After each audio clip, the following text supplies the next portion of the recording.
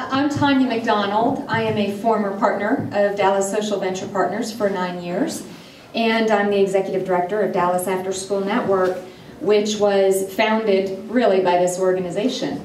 It was grown out of the learnings that several partners and I had while serving as partners here at DSVP. So I'm not going to reiterate to all of you in the room, you've heard me do it a million times, of all the people who are involved in our organization. And if I start going through all the names and looking at all the faces, I am going to start to bawl. So I'm not going to do that tonight. But I do just want you all to know that this has truly been a life-changing experience for me. And I think you all know what it has meant to Janet and me to start this organization.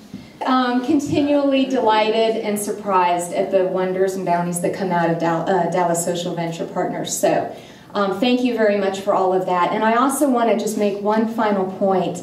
I feel like I'm sort of in my second wave, maybe my third wave with DSVP now. I have the pleasure of working with sort of a new crop of partners that have only been around a couple of years. And I am so excited and invigorated by the passion and skills and contributions that these folks make. People like Christina Hanger, and I don't know that Christina's here tonight. I saw in my inbox just as I was leaving the office, Christina has sent me documentation of a software system that we started, well, we accessed it, we didn't create it, we purchased it.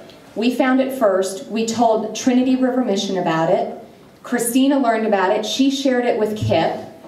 Christina and Barbara Erickson then dug into it and have written all kinds of documentation and customized code for these three organizations to make the most out of this database. And it's just simply amazing to me now how these nonprofits are starting to share resources, and it's because of the linkages of the partners that are serving all of these nonprofits. So again, it's DSVP keeping that learning and sharing alive. So I will eternally be grateful. So thank you very much.